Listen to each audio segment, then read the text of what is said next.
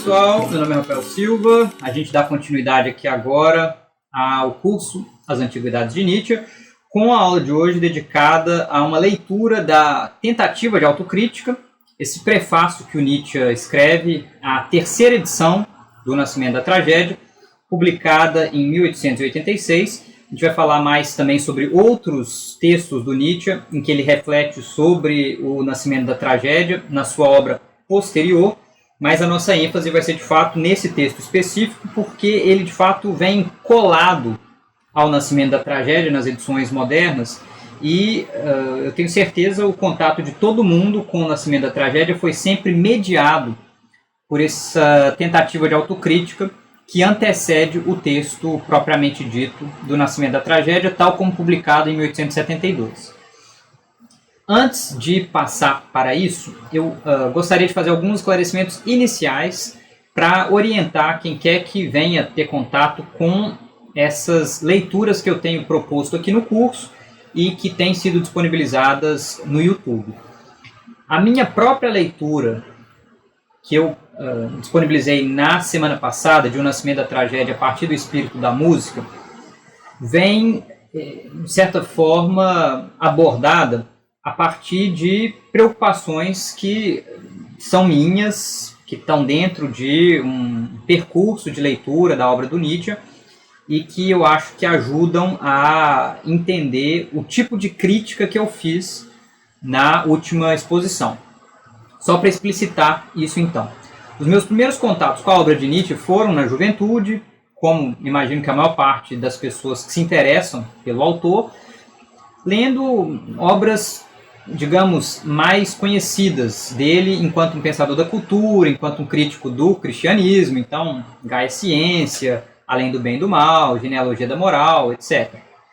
Na universidade, em nível de graduação e mestrado, durante pesquisas sobre poética clássica, platônico-aristotélica, e depois sobre as origens do drama na antiguidade, eu eventualmente entrei em contato com o Nascimento da Tragédia, propondo uma leitura filológica que tentava entender ali de que forma Nietzsche propunha compreender o surgimento da tragédia na antiguidade grega. Eu entrava pouco nisso, mas alguns dos insights que ele apontava, como o jogo entre o Homérico e o Arquíloco, né, apareciam, de certa forma, explorados nessa dissertação.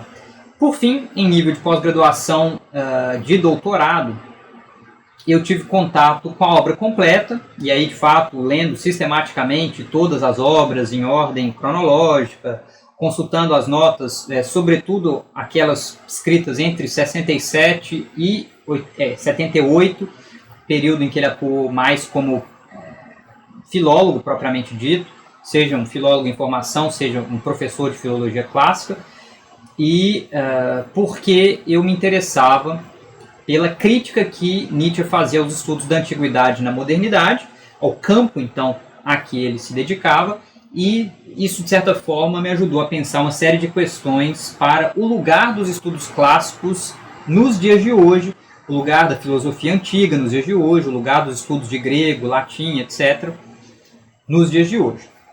E a minha mais recente releitura do Nascimento da Tragédia parte, sobretudo, dessa inquietação, que é o possível estudo da antiguidade nos dias de hoje. Como entender essa relação que nós, em 2025, podemos estabelecer com textos de milhares de anos atrás. Daí o meu posicionamento crítico aos vários problemas que me pareceram existir na obra O Nascimento da Tragédia, a partir do espírito da música. Hoje eu vou tentar fazer eu mesmo uma espécie de autocrítica da minha parte nessa exposição. Ou seja, a gente vai se debruçar sobre a tentativa de autocrítica do Nietzsche, mas ao mesmo tempo eu vou tentar apontar aspectos mais positivos de uma leitura possível do Nascimento da Tragédia, sem dar tanta ênfase apenas nos problemas. Para pensar as retomadas do Nascimento da Tragédia por parte de Nietzsche em momentos posteriores da sua vida, eu vou me basear aqui nos apontamentos do artigo do Klaus Zittel, publicado em português em 2023, está lá nas nossas referências bibliográficas, nos quais ele explicita o seguinte: após o lançamento do livro, em 1872, Nietzsche faz uma série de revisões com apoio em apontamentos de Erwin Roda, colega dele, filólogo também, e antes que os exemplares da primeira impressão se esgotem, o livro é reimpresso em 1874 por Naumann em Leipzig. Então esse é um primeiro dado. Tem uma segunda edição relativamente rápida, ainda que a primeira edição não tivesse sido esgotada, mas essa segunda edição só é colocada à venda em setembro de 78, com o ano correspondente à mostra, e para isso o editor Schmeitzner compra os exemplares restantes da obra em Chemnitz, colando uma nota com o nome de sua editora na página de rosto. Então ele, de certa forma, tenta esconder ali a impressão de 74, substituindo isso com uma espécie de etiqueta, como a gente vai ver logo mais. E esses dados não são irrelevantes para a biografia do Nietzsche, porque o atraso nesse processo tem um significado forte, uma vez que à altura da primeira revisão que ele fez em 1873, Nietzsche ainda não havia rompido com Wagner, mas sim intensificado suas homenagens ao mestre. Por outro lado, em 1878, o texto de O Nascimento da Tragédia já não corresponde mais ao estado atual das relações entre Nietzsche e Wagner. Então, quando esse texto sai com vários louvores ali a Wagner, a ideia de um renascimento da tragédia, aquilo já tinha um descompasso grande com relação aos posicionamentos pessoais que Nietzsche passa a esboçar a partir de Um Ano Demasiado Humano, ano da publicação de 78, né, desse livro. Quando o editor de Nietzsche, Fritsch, compra de volta suas obras de Schmeitzner em agosto de 1886, os exemplares restantes de ambas as impressões de O Nascimento da Tragédia são entregues com uma tentativa de autocrítica, escrita em Sils Maria em agosto de 86, sem qualquer supressão ou alteração do prefácio a Richard Wagner, há apenas a introdução desse novo prefácio intitulado Tentativa de Autocrítica. Esse histórico é muito importante de se ter em vista, por quê? Porque as várias edições posteriores de O Nascimento da Tragédia fizeram várias miscelâneas entre o título original, que é O Nascimento da Tragédia a partir do Espírito da Música, o título da terceira edição, que é O Nascimento da Tragédia, ou Helenismo e Pessimismo. Misturaram o que é que aparecia onde, alguns editores chegaram a achar que tinha havido supressão do prefácio a Richard Wagner, e assim por diante. E aí eu cito um trecho do Zitter, onde ele vai dizer o seguinte: o livro foi publicado em novembro de 1886 com o título alterado Die Geburt der Tragödie oder Griechentum und Pessimismus. Nova edição, a terceira, com a tentativa de autocrítica em paginação romana, sem o ano e sem a vinheta de Prometeu. Lembrem-se, lá no frontispício da primeira edição e da segunda edição, havia uma espécie de vinheta de Prometeu Liber. Eu mostrei isso na última exposição, vou mostrar em breve de novo. Retomando aqui a citação. O novo título, especialmente em conjunto com a autocrítica prefixada, muda de forma notável a orientação básica do livro. Ele não proclama mais, ainda mantendo em aberto um possível renascimento do trágico por meio dos dramas musicais de Wagner, que a tragédia nasce do espírito da música, mas evoca o pessimismo dos gregos como a causa de seu ato de nascimento. Então vejam, ao tirar a noção de a partir do espírito da música e substituir por helenismo e pessimismo, tem um deslocamento deliberado por parte de Nietzsche na forma como se entra na obra. É o que o Zitter vai explicar aqui. Com o rebatismo do primeiro escrito, Nietzsche transcende reconhecidamente o reino da estética, adentrando em reflexões filosófico-culturais e antropológicas gerais sobre a Grécia Antiga, de cujo pessimismo heróico é difícil, a partir de então, derivar esperanças de um renascimento da cultura trágica na era atual. Na melhor das hipóteses, uma ponte poderia ser construída para a visão tardia de Nietzsche acerca de um niilismo ativo na era moderna. Então vejam, esses elementos podem parecer filigranas de especialista, mas eles têm implicações muito diretas sobre a leitura, a interpretação que se fazem desse livro inaugural de Nietzsche. E eu vou tentar, ao longo dessa exposição, mostrar por que esse livro inaugural desempenha um papel importante na forma como Nietzsche lida com ele ao longo de toda a vida. Vejam aí, isso é tirado do artigo do Zittel.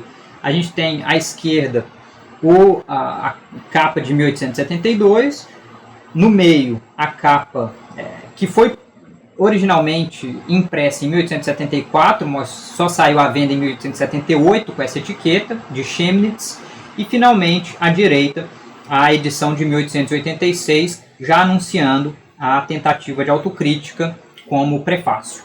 Vejam aí a supressão dessa vinheta de Prometeu liberto.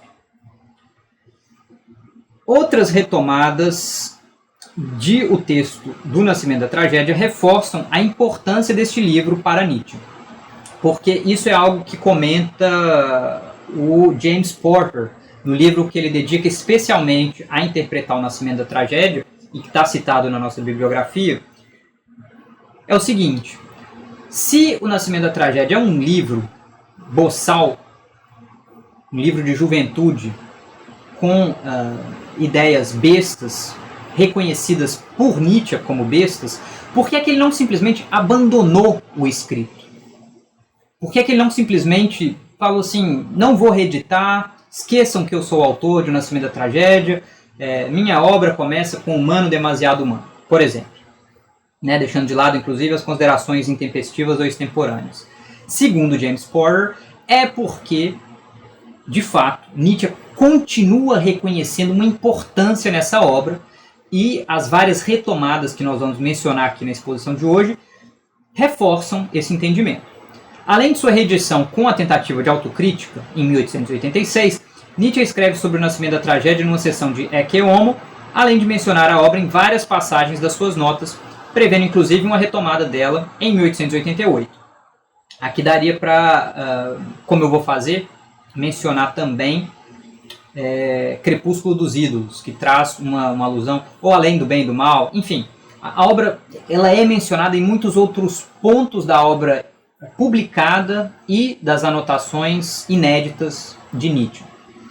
Inclusive, essas notas do final da vida, como James Porter mostra, indicam que ele pretendia fazer ainda uma outra edição antes de sucumbir ao colapso mental lá no final de 89. Seu posicionamento em Ecce Homo reafirma a ideia de um profundo e hostil silêncio sobre o cristianismo em todo o livro. A gente vai ver como isso aparece aqui na tentativa de autocrítica, e proclama que O Nascimento da Tragédia foi um começo notável, além de qualquer medida, devido a dois fatos: a descoberta do maravilhoso fenômeno do Dionisíaco e do reconhecimento de Sócrates como Decadon. E é interessante pensar que esses dois fatos talvez não estejam desligados um do outro. O papel de Dioniso e o papel de Sócrates no pensamento de Nietzsche, não só do jovem Nietzsche, mas mesmo do Nietzsche tardio, e essas duas figuras se misturam de forma mais estranha do que a princípio alguém seria levado a desconfiar numa primeira leitura. A gente vai passar também pelo Ecce Homo, a sessão dedicada ao Nascimento da Tragédia, no final da exposição de hoje. Eu gostaria de propor para vocês uma leitura da tentativa de autocrítica como um movimento de autoafirmação de Nietzsche na distância. Tá? Então, a distância, porque ele de fato propõe ali um posicionamento crítico com relação a si mesmo, mas ele não deixa de forma nenhuma de se autoafirmar e de afirmar o livro publicado, ele diz 16 anos antes, mas foi um livro escrito por volta de 16 anos antes. Ele escreve o livro entre 1870 e 1871, publica no início de 72 e escreve essa tentativa de autocrítica cerca de 14 anos depois da publicação. Ele começa a tentativa de autocrítica situando o contexto de composição do livro, nos anos de 1870 e 71, à luz de experiências pessoais e históricas. Ele menciona a Guerra Franco-Prussiana, por exemplo, da qual ele participa como enfermeiro, cuidando de feridos na zona de combate. e explicita que sua indagação se voltava então para a questão de interesse também pessoal relativa ao valor da existência. E aí é o Nietzsche tentando, de certa forma, dar uma coerência para a sua obra ao dizer, olha, eu sou um pensador que tem questionado o valor da existência nos meus escritos mais recentes e já fazia isso desde o nascimento da tragédia. Tudo bem, a gente, me parece, não tem razão para contestar isso. A questão do valor da existência, de fato, está no horizonte do nascimento da tragédia. Ele diz ainda que, ao investigar a relação entre os gregos e a tragédia, ele buscava entender se haveria um pessimismo da fortitude, um pessimismo da força, da afirmação, ou se todo pessimismo seria sinônimo de declínio da vontade. Vocês que acompanharam a última exposição sabem, ali ele defende que há sim um pessimismo afirmativo que ele diz encontrar entre os gregos antigos, de forma especial nas manifestações da tragédia de Ésquilo. Ele acredita, tal como diz na tentativa de autocrítica, ter promovido o estudo sobre o mito trágico, o fenômeno do dionisíaco e a tragédia como manifestações desse pessimismo afirmativo.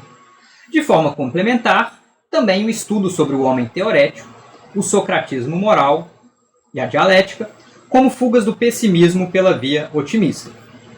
E o modo como isso aparece elaborado por Nietzsche dá a entender quase um díptico. Mito trágico está para a abordagem teorética, o dionisíaco está para o socratismo, a tragédia está para a dialética, assim como Dionísio está para Sócrates. Então, tem um movimento aí dúplice, por assim dizer, de espelhamento, pelo menos na forma como Nietzsche entende o seu empreendimento de juventude e a forma como ele se posiciona face a cada um desses lados do espelho é mais complexa do que simplesmente condenar um e louvar o outro. Tá? Às vezes a gente sai com a impressão simplista de que é uma condenação pura e simples de Sócrates e um louvor puro e simples de Dionísio, mas quando a gente se volta para o nascimento da tragédia, nas formulações desse texto, as questões são um pouco mais complexas, mas na tentativa de autocrítica ele entende dessa forma. A ideia de uma crítica à Wissenschaft, à luz da vida e da arte. E é preciso ouvir sempre que se diz aí de Wissenschaft, nesse momento, ali no início da carreira de Nietzsche enquanto filólogo, a possibilidade de um eco que é o da Altertumswissenschaft, a ciência da antiguidade. É o campo a que Nietzsche se dedicava então, e era um campo especialmente prestigioso na Universidade Alemã, com essa reivindicação explícita de um caráter epistemológico bastante acentuado. Altertumswissenschaft, estudo da antiguidade ou ciência da antiguidade. E vejam o que ele diz então na seção 2 dessa tentativa de autocrítica, aqui sempre na tradução do Jacob Ginsburg. O que consegui então apreender, algo terrível e perigoso, um problema com chifres, não necessariamente um touro, por certo, em todo caso um novo problema. Hoje eu diria que foi o problema da ciência mesmo. A ciência entendida pela primeira vez como problemática, como questionável, mas o livro em que se extravasava a minha coragem e a minha suspicácia juvenis, que livro impossível teria de brotar de uma tarefa tão contrária à juventude? Edificado a partir de puras vivências próprias, prematuras e demasiado verdes, que afloravam todas a soleira do comunicável, colocado sobre o terreno da arte, pois o problema da ciência não pode ser reconhecido no terreno da ciência. Um livro, talvez, para artistas dotados também de capacidades analíticas e retrospectivas, quer dizer, um tipo excepcional de artistas que é preciso buscar e que às vezes nem sequer se gostaria de procurar, cheio de inovações psicológicas e de segredos de artistas, com uma metafísica de artista no plano de fundo, uma obra de juventude, cheia de coragem juvenil e de melancolia juvenil, independente, obstinadamente autônoma, mesmo lá onde parece dobrar-se a uma autoridade e a uma devoção própria, em suma, uma obra das primícias, inclusive no mau sentido da palavra, não obstante o seu problema senil, acometida de todos os defeitos da mocidade, sobretudo de sua demasiada extensão, de sua tempestade de ímpeto. De outra parte, dado o seu êxito, em especial junto ao grande artista Richard Wagner, a quem se dirigia como para um diálogo, um livro comprovado, quer dizer, um livro tal que, em todo caso, satisfez os melhores de seu tempo. Já por isso, somente deveria ser tratado com certa consideração e discrição. Ainda assim, não quero encobrir de todo o quanto ele me parece agora desagradável, quão estranho se me apresenta agora, 16 anos depois, ante um olhar mais velho, 100 vezes mais exigente, porém de maneira alguma mais frio, nem mais estranho àquela tarefa de que este livro temerário ousou pela primeira vez aproximar-se. Ver a ciência com a ótica do artista, mas a arte com a da vida. Essa formulação é longa, mas muito interessante para a gente pensar que ele entende, então, o nascimento da tragédia como um escrito que se debruçou sobre o problema da ciência mesma a partir do terreno da arte, uma vez que o problema da ciência não poderia ser reconhecido no campo da própria ciência, e termina dizendo que analisar a ciência da perspectiva do artista permitiu compreender uma série de dificuldades concernentes à relação entre ciência e vida, justamente porque a relação entre arte e vida se mostrou tão significativa nesse primeiro escrito. A metafísica de artista, a que ele alude nesse trecho, e a qual a gente deve, mais uma vez, esmiuçar aqui, diz respeito a como entender uma vida que parece tão desprovida de valor em si mesma e totalmente desamparada de sentidos externos, sejam eles teológicos, sejam eles morais, no tempo em que Nietzsche escreve. E daí a importância da arte. A ideia de que apenas concebida enquanto obra de arte, em termos estéticos, a vida, o mundo, a existência encontram alguma forma de justificação. Essa formulação aqui é muito famosa, tá? De um olhar mais velho, 100 vezes mais exigente, porém de maneira alguma mais frio. De Nietzsche, então, de certa forma, se voltando sobre seu escrito, mas contra si mesmo, mais jovem, tentando analisar o fundo do seu pensamento, aquilo que ele tinha desejado fazer e aquilo que ele efetivamente fez.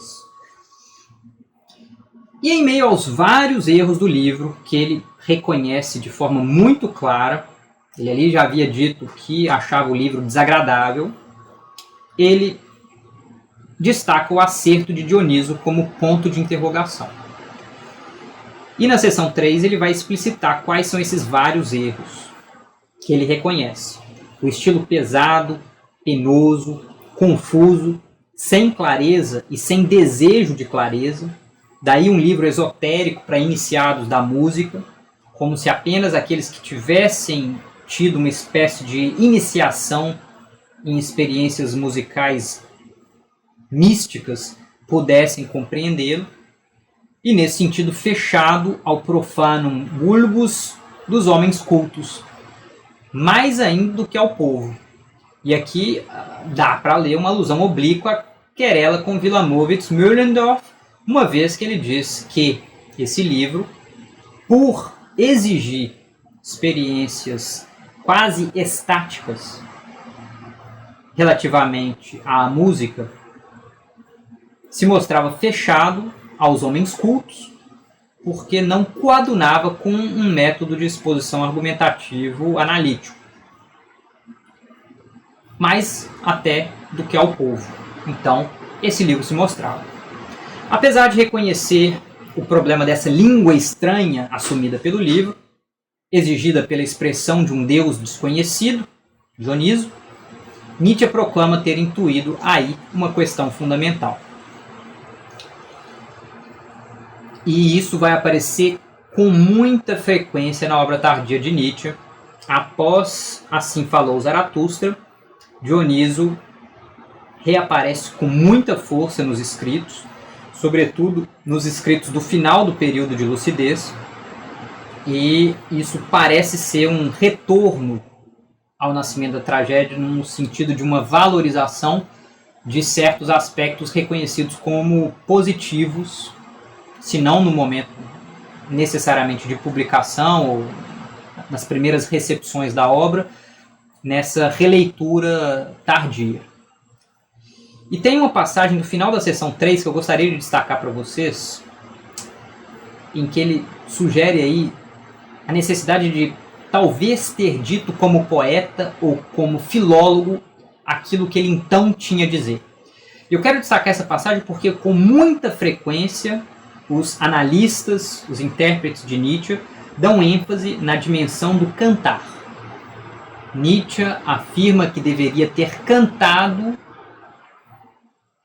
para dizer aquilo que ele gostaria de dizer com o nascimento da tragédia, em vez de ter escrito, em vez de ter falado.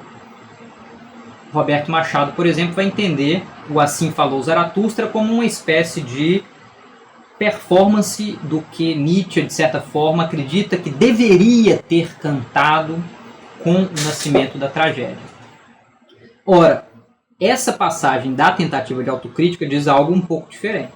Ela diz o seguinte: essa nova alma devia cantar e não falar. É pena que eu não me atrevesse a dizer, como poeta, aquilo que tinha então a dizer. Talvez eu pudesse fazê-lo, ou pelo menos como filólogo, pois ainda hoje, para o filólogo, neste domínio, resta tudo a descobrir e a desenterrar. Acima de tudo, o problema de que aqui há um problema, e de que os gregos, enquanto não tivermos uma resposta para a pergunta o que é dionisíaco, continuam como antes inteiramente desconhecidos e inimagináveis. Nietzsche diz que no nascimento da tragédia não fala como filólogo. É óbvio que isso é uma reavaliação a posteriori. O livro foi um fracasso da perspectiva de uma recepção filológica. Tirando a defesa que o Erwin Roda se dispôs a fazer num primeiro momento, mas que ele mesmo reviu alguns anos depois, um pouco envergonhado de O Nascimento da Tragédia, do papel que ele desempenhou ali ao lado de Nietzsche, praticamente nenhum filólogo sério da Alemanha do tempo de Nietzsche o leu com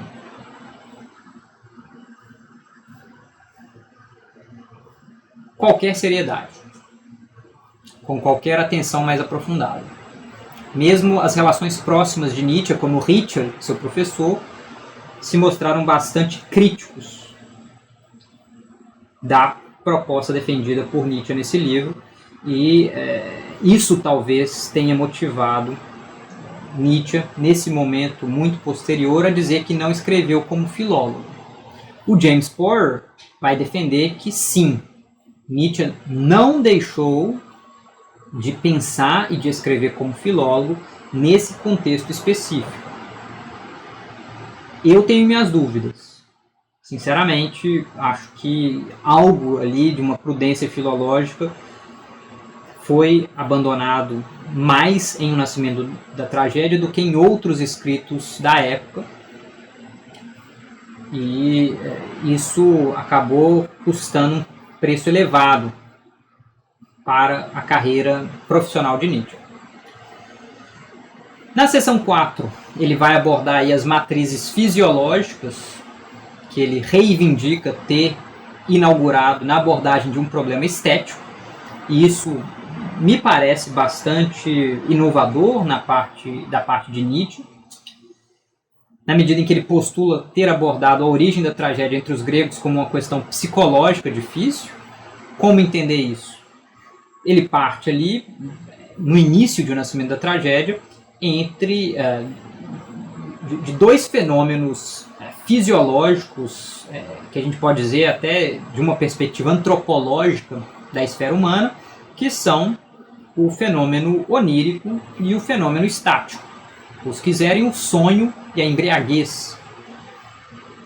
E tenta pensar como é que a tragédia surge como uma forma de encarar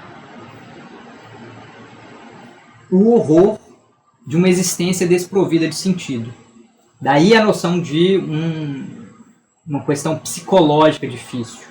Como é que, face ao horror de uma existência desprovida de sentido, o cérebro humano lida com a criação de ilusões?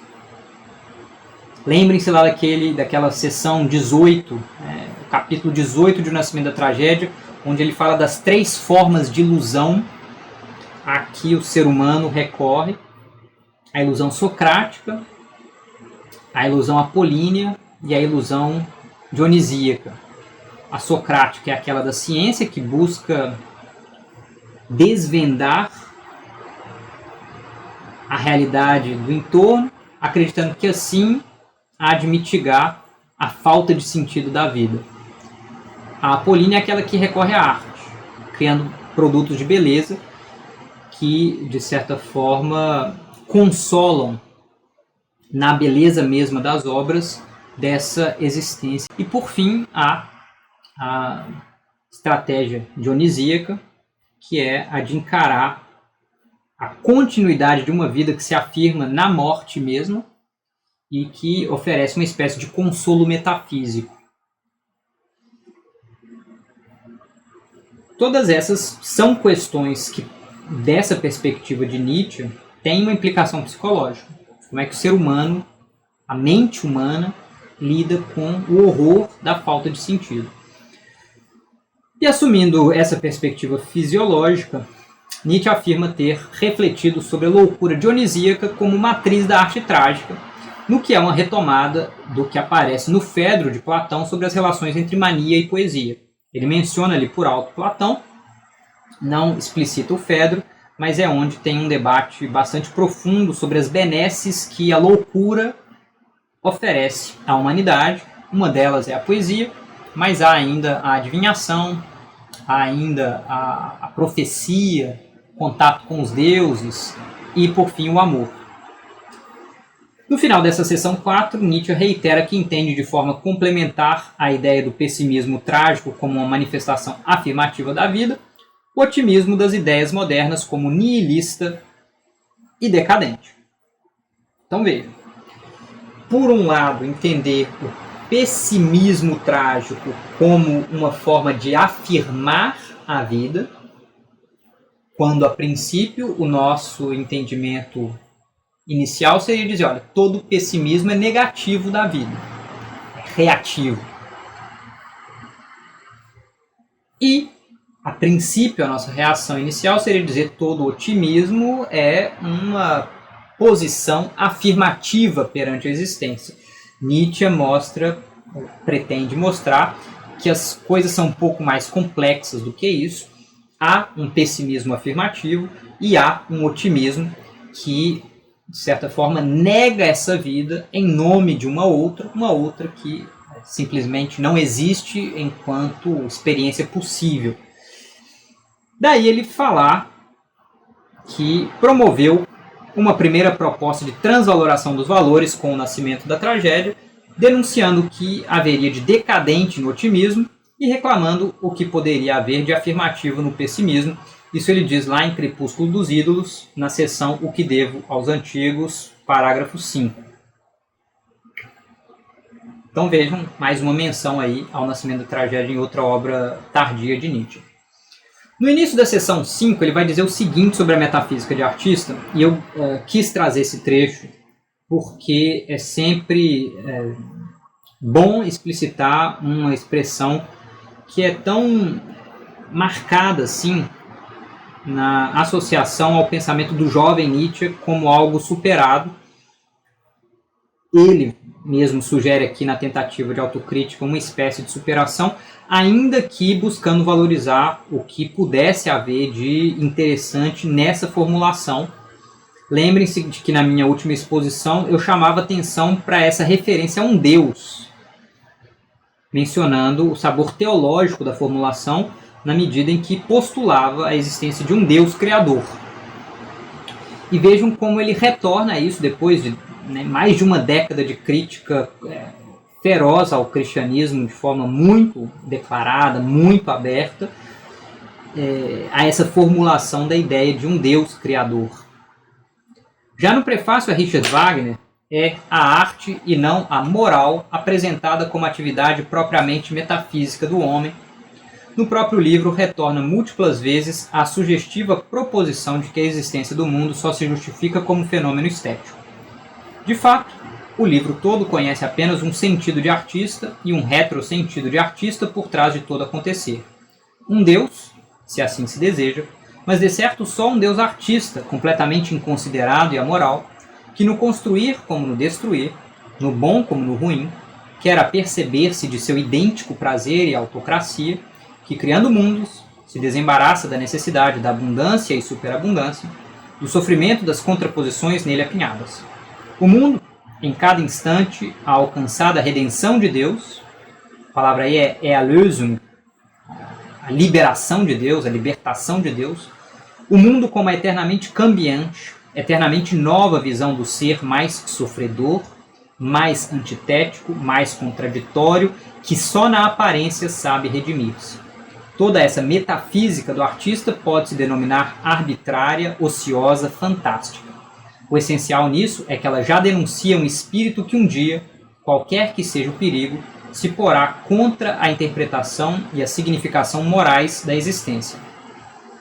Eu, mais uma vez, apesar de Nietzsche aqui tentar se distanciar da caracterização de um Deus judaico-cristão, sobretudo de um Deus cristão, chama atenção para o sabor algo teológico dessa noção de uma libertação de Deus, a redenção aqui na tradução do Jacob Ginsburg, de uma redenção de Deus,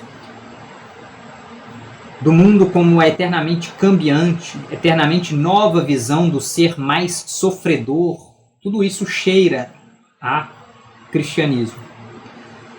Mas, junto do James Porter, eu reitero, como eu fiz na última apresentação, que não há uma precedência radical da ideia de essência dionisíaca em detrimento da ideia de aparência apolínea, nem aqui, nem acredito em praticamente nenhuma passagem de O Nascimento da Tragédia. Por quê? Vejam que a aparência é a forma de redenção, é a forma de libertação desse Deus criador, desse Deus que de alguma forma tem uma relação ali com o uno primordial. E a relação para Nietzsche entre, portanto, o dionisíaco e o apolíneo, entre a vontade e a representação, se a gente quiser usar os termos de Schopenhauer, é a de uma profunda dependência um do outro. Uma relação de profunda dependência em que, a partir de um contato humano com a aparência, se projeta uma essência, a partir do contato humano com o apolíneo, se projeta um dionisíaco e vice-versa. Vocês se lembram da passagem em que é sugerida a contemplação do uno primordial, o uno contraditório dionisíaco, e O Nascimento da Tragédia sugere que essa contemplação seria dilaceradora do indivíduo e, por isso, ele imediatamente tem necessidade da individuação apolínea. Então, da constituição de imagem, da constituição de individualidade. E isso, na leitura interpretativa do Porter, é bastante sintomático do tipo de metafísica das aparências proposta por Nietzsche. Mas eu gostaria mais uma vez de retomar essa questão do cristianismo que aparece no Nascimento da Tragédia. Lá na seção 5 ele diz o seguinte: talvez onde se possa medir melhor a profundidade desse pendor antimoral seja no precavido e hostil silêncio com que no livro inteiro se trata o cristianismo. O cristianismo como a mais extravagante figuração do tema moral que a humanidade chegou até agora a escutar. Na verdade, não existe contraposição maior à exegese e justificação puramente estética do mundo, tal como é ensinada neste livro, do que a doutrina cristã, a qual é e quer ser somente moral, e com seus padrões absolutos, já com sua veracidade de Deus, por exemplo, desterra a arte, toda a arte, ao reino da mentira, isto é, nega-a, reprova-a, condena-a. Aqui é o Nietzsche tardio falando. Esse posicionamento condenatório em tons tão veementes da doutrina cristã, a gente não encontra no Nascimento da Tragédia, e não é porque ele guarda esse tal silêncio, como é que ele diz aqui? Hostil silêncio e precavido. Né? Precavido e hostil silêncio. Ele vai retomar essa formulação, como eu já disse lá no Ecce Homo.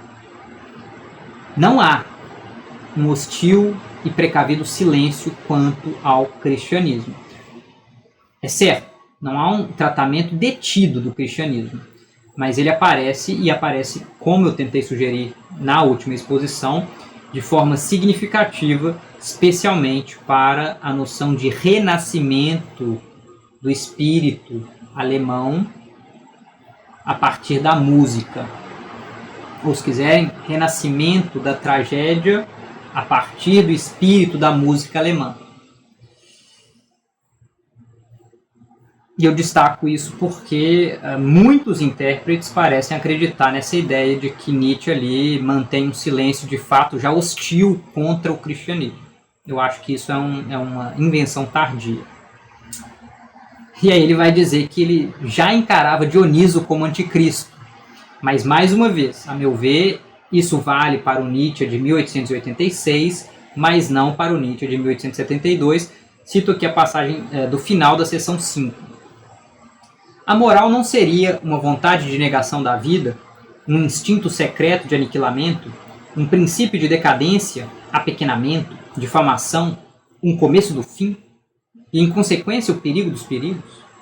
Contra a moral, portanto, voltou-se então com este livro problemático meu instinto, como um instinto em prol da vida, e inventou para si, fundamentalmente, uma contradoutrina e uma contravaloração da vida, puramente artística, anticristã. Como denominá-la? Na qualidade de filólogo e homem das palavras, eu a batizei, não sem alguma liberdade, pois quem conheceria o verdadeiro nome do anticristo, com o nome de um deus grego, eu a chamei Dionisia. Esse trecho, como eu digo, é muito emblemático das obras tardias de Nietzsche, do posicionamento anticristão declarado, aberto e reiterado em muitas passagens. Né? A principal das obras é justamente o Anticristo.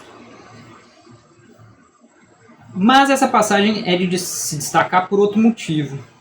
Porque ele diz que na qualidade de filólogo e homem das palavras, ele batizou com liberdade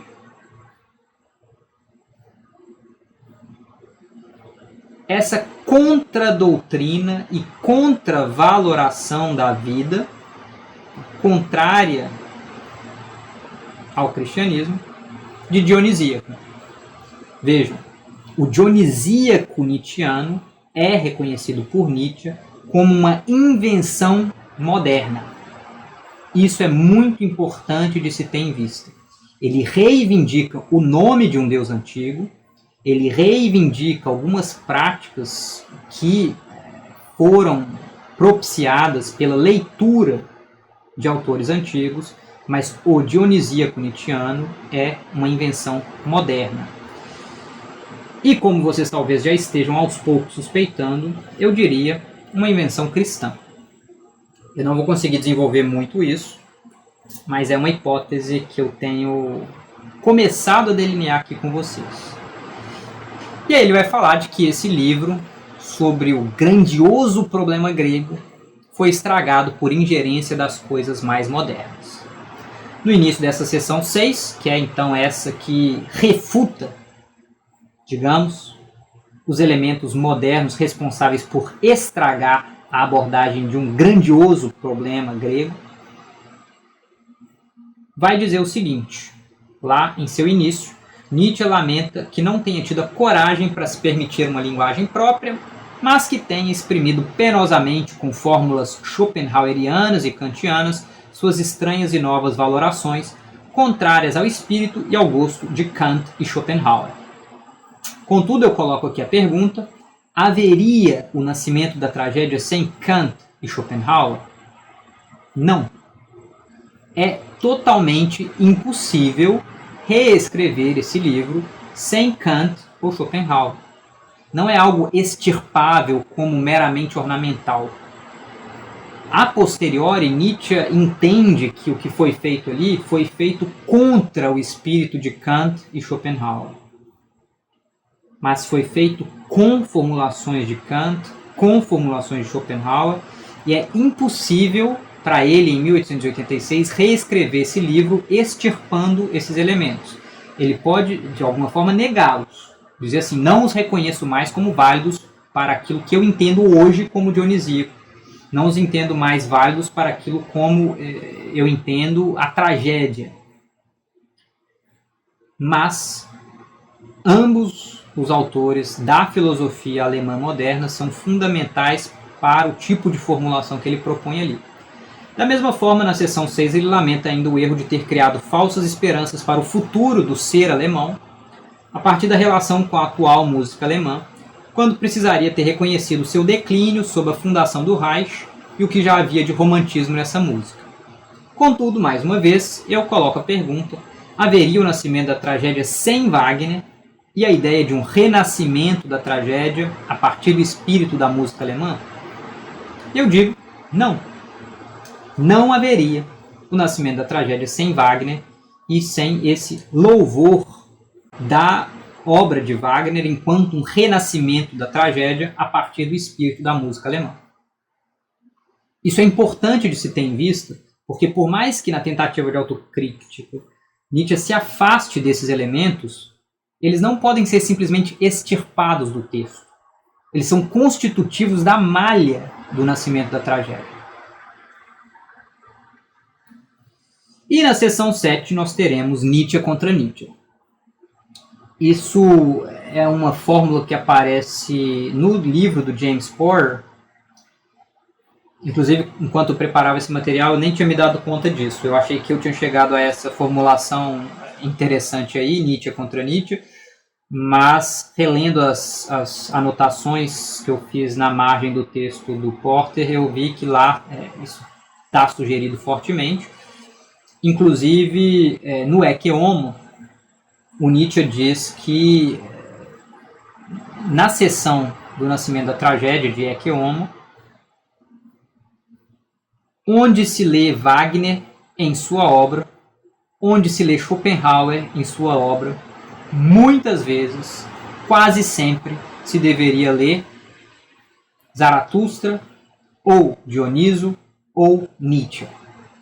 Ora, Nietzsche tem um livro chamado Contra Wagner. Então dá para ler, de certa forma, esse livro como um contra Nietzsche, se a gente quiser colocar o Nietzsche contra ele mesmo. Mas enfim, a própria seção 7 já faz isso, porque ele vai se dirigir a si próprio, numa segunda pessoa, assumindo uma persona que é a de um outro. Então ele se dirige ao jovem Nietzsche, entendo eu, como esse Nietzsche mais velho, mais crítico, ainda que não necessariamente mais frio. E vai dizer o seguinte: a passagem é longa, nós vamos lê-la inteira, porque é como se encerra a tentativa de autocrítica, e aqui tem muito o que pensar. Diz ele, vejam quão retórico se torna esse Nietzsche dos anos finais. Mas, meu caro senhor, o que é romântico no mundo, se o vosso livro não é romântico? Será que o ódio profundo contra o tempo de agora, a realidade e as ideias modernas pode ser levado mais à frente do que ocorreu em vossa metafísica do artista, a qual prefere acreditar até no nada, até no demônio, a acreditar no agora? Não estará zumbindo por baixo de toda a vossa contrapontística arte vocal e sedução dos ouvidos um baixo profundo de cólera e de prazer destruidor? Uma furiosa determinação contra tudo o que é agora, uma vontade que não está muito longe do niilismo prático e que parece dizer é preferível que nada seja verdadeiro do que vós terdes razão, do que vossa verdade ficar com a razão? Escutai vós mesmos, senhor pessimista e deificador da arte, mas com ouvidos descerrados, uma única passagem escolhida de vosso livro, aquela que fala, não sem eloquência, dos matadores de dragões, a qual pode ter o som capcioso do capturador de ratos para ouvidos e corações jovens. Como? Não é esta, porventura, a autêntica e verdadeira profissão de fé dos românticos de 1830, sob a máscara do pessimismo de 1850? Atrás da qual também já se preludia o usual finale dos românticos? Quebra, desmoronamento, retorno e prosternação ante uma velha fé? Ante o velho Deus? Como? O vosso livro pessimista não é ele mesmo uma peça de anti-helenismo e de romantismo? Ele próprio algo tão inebriante quanto obnubilante? Em todo caso, um narcótico? Até mesmo uma peça de música alemã? Mas ouça-se. E aqui eu faço um primeiro parêntese, que é: vejam que quem quer que seja essa voz responsável por acusar de romantismo o nascimento da tragédia a partir do espírito da música, e agora o nascimento da tragédia ou helenismo e pessimismo, porque o texto que se segue é o mesmo, acusa o risco de esse livro, de certa forma, acabar como acabam todos os românticos, com quebra, desmoronamento, retorno e prosternação ante uma velha fé, ante o velho Deus. Então, digamos, esse risco de cristianismo ao qual eu tenho aludido desde a exposição anterior e também nessa, aparece reconhecido aqui pelo próprio Nietzsche. E eu acho que é mais do que só um risco, porque vejam como essa sessão continua e como ela se encerra. Aqui é o Nietzsche, então, citando um trecho do Nascimento da Tragédia, acusado de extremamente problemático no prefácio que ele próprio escreve. É um trecho que está lá, salvo engano, na seção 24, né, no capítulo 24 do Nascimento da Tragédia. Imaginemos uma geração vindoura com esse destemor de olhar, com esse heróico pendor para o descomunal. Imaginemos o passo arrojado desses matadores de dragões, a orgulhosa temeridade com que dão as costas a todas as doutrinas da fraqueza pregadas pelo otimismo, a fim de viver resolutamente na completude e na plenitude. Não seria necessário que o homem trágico dessa cultura, em sua autoeducação para o sério e para o horror, devesse desejar uma nova arte? A arte do consolo metafísico? A tragédia como a Helena a ele devida, e tivesse de exclamar com Fausto: e não devo eu, violência de ansiedade incontida, de todas, trazer esta única figura para a vida?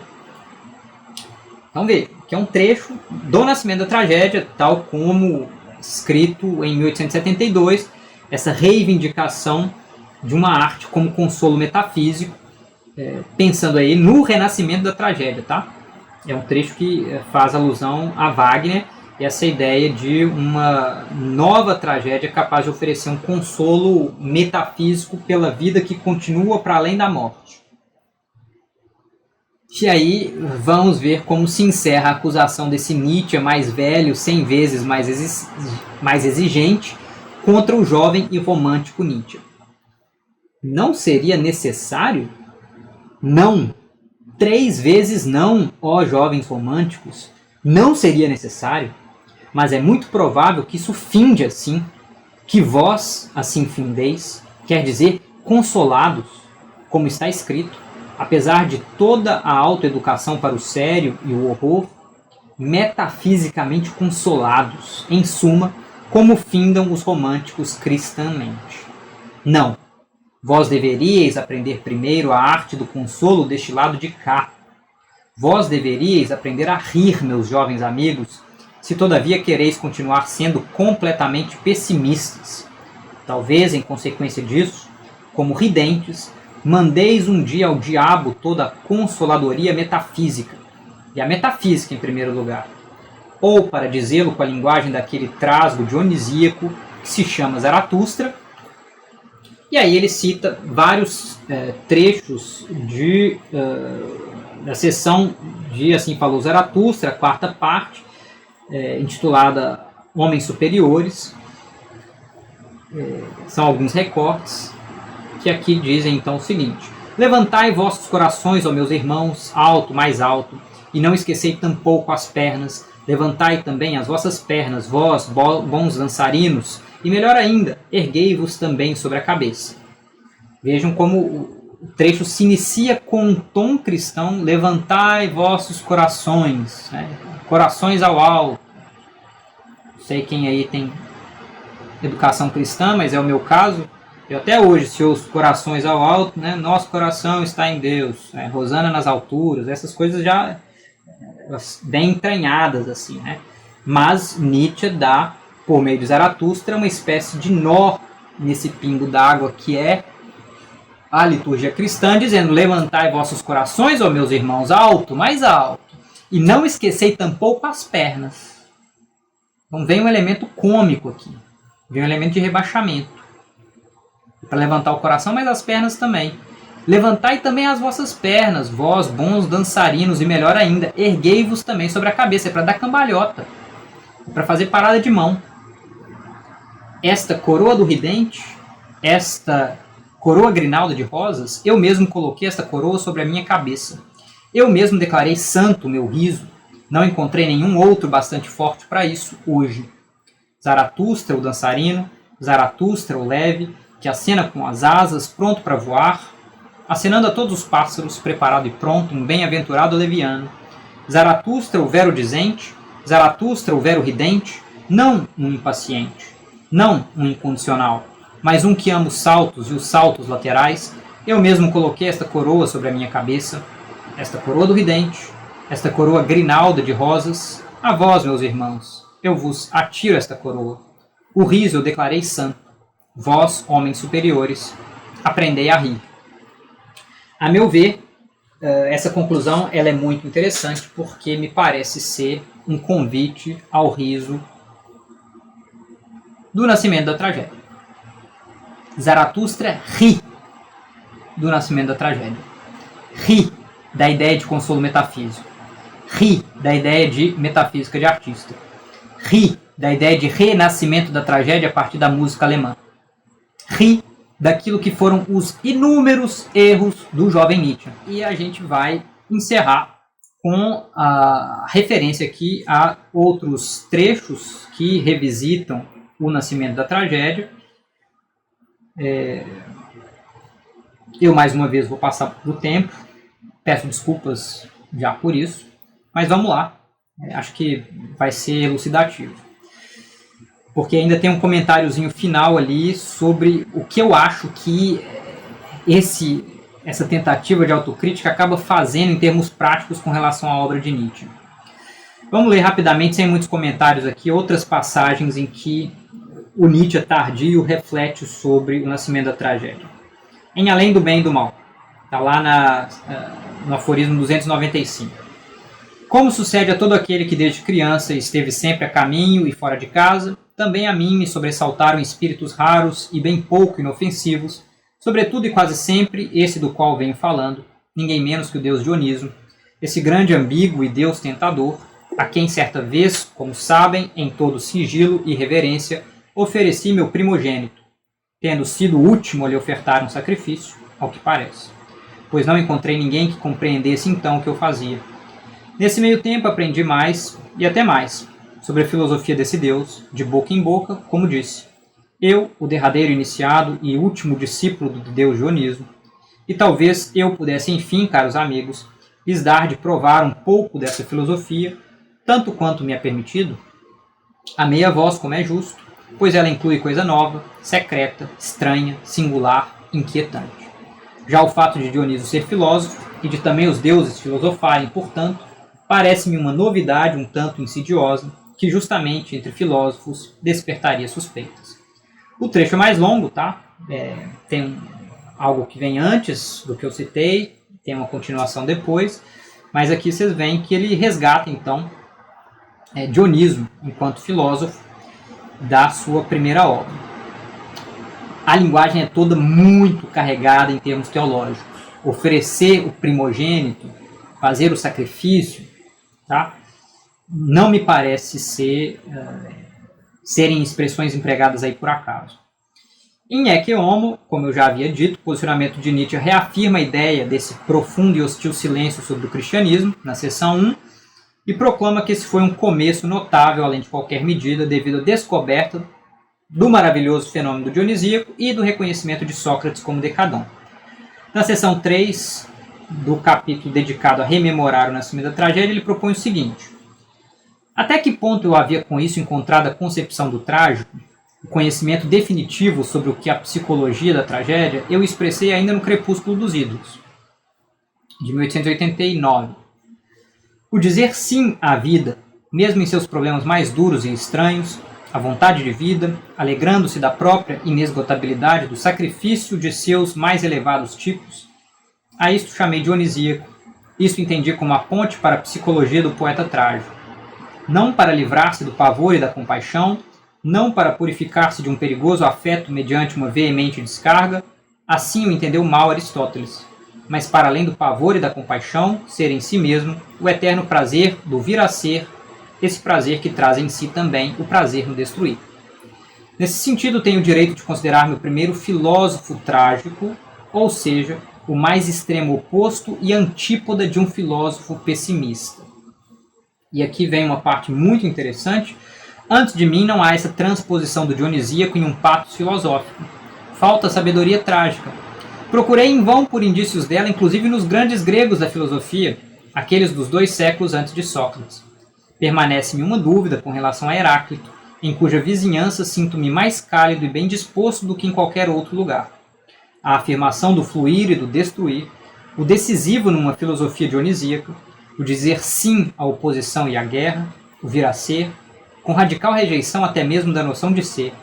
Nisto devo reconhecer em toda circunstância o que me é mais aparentado entre o que até agora foi pensado. A doutrina do eterno retorno, ou seja, do ciclo absoluto e infinitamente repetido de todas as coisas, essa doutrina de Zaratustra poderia, afinal, ter sido ensinada também por Heráclito. Ao menos encontram-se traços dela no estoicismo, que herdou de Heráclito quase todas as suas ideias fundamentais. Aqui Nietzsche diz com todas as letras: o dionisíaco, como eu o entendo, enquanto um pessimismo trágico, é uma invenção moderna. Eu procurei isso entre os antigos, acredito ter entrevisto algo disso, talvez em Heráclito, mas apenas, em mais ninguém. Tá? E na seção 4, na quarta sessão desse capítulo de Ecce Homo, em que ele está pensando sobre o nascimento da tragédia, ele propõe uma reavaliação de Wagner, dizendo aí: um psicólogo poderia ainda acrescentar que o que eu ouvi na música wagneriana, quando jovem, nada tem a ver em absoluto com Wagner, que eu, ao descrever a música dionisíaca, descrevia aquilo que eu havia escutado, que eu instintivamente tudo traduzia e transfigurava no novo espírito que trazia em mim. Isso é o Nietzsche quem diz, e eu falo assim, desdobrando algo que está proposto aí.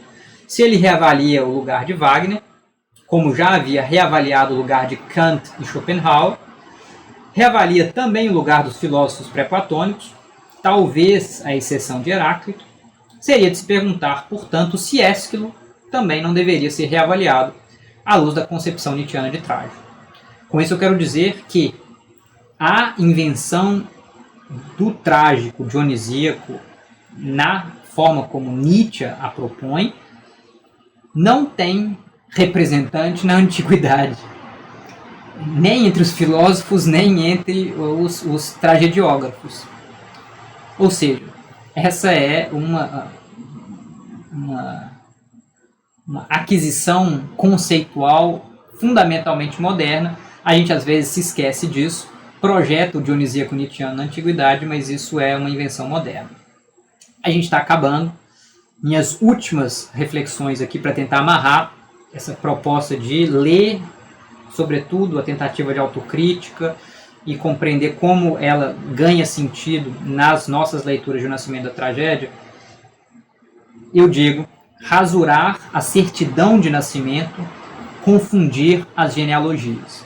Eu acho que é isso o que Nietzsche faz quando escreve Uma Tentativa de Autocrítico em 1886 e, com sucesso, cola esse texto para sempre na leitura que vai ser feita de O Nascimento da Tragédia.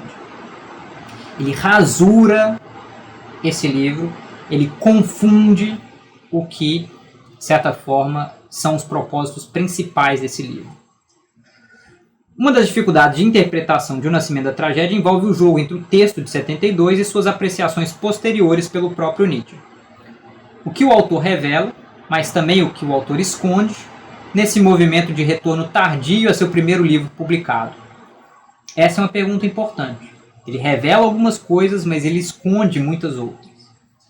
De uma perspectiva do amor fati, ou mesmo da doutrina do eterno retorno, Nietzsche parece querer reafirmar até esses erros de juventude, em vista dos quais se revelariam os acertos posteriores de sua filosofia.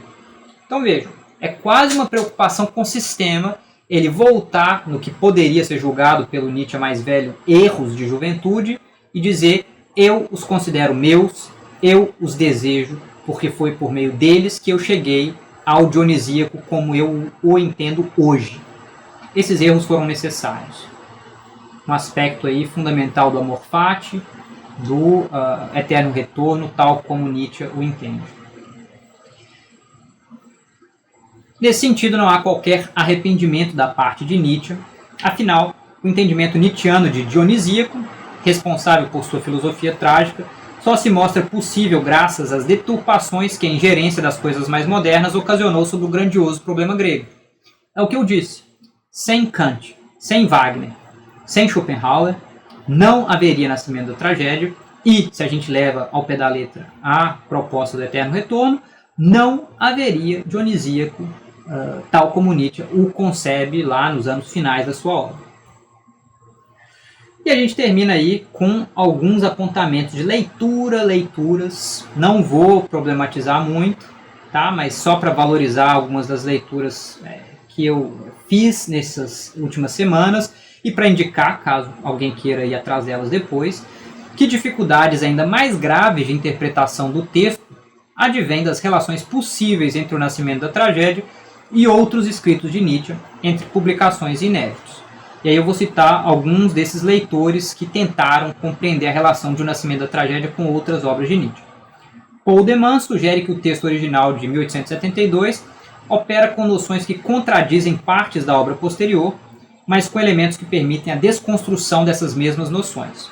Ou seja, já haveria traços de autocrítica nas tensões internas a categorias do jovem Nietzsche como dionisíaco, apolíneo, socrático, etc.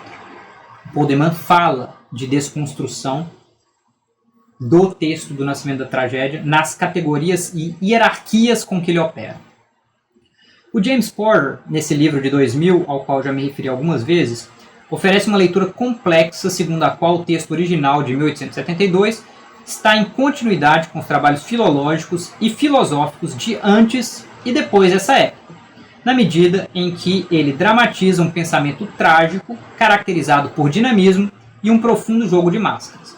A leitura do Porter é muito complexa, é difícil acompanhar alguns dos argumentos, mas é uma leitura continuista. Ele não vê ruptura alguma entre o Nascimento da Tragédia de 1872, os escritos anteriores e os escritos posteriores. Roberto Machado entende que o programa anunciado com o Nascimento da Tragédia só se concretiza quando Nietzsche ousa assumir a voz poética de Assim Falava Zaratustra, compondo então sua tragédia filosófica. Paul Raymond Daniels, que escreve um comentário ao Nascimento da Tragédia, em inglês, defende que as ideias posteriores de Nietzsche não refutam o livro, mas mantêm seus pilares principais para construir novas reflexões, avessas à dialética, livres também da influência de Wagner e Schopenhauer.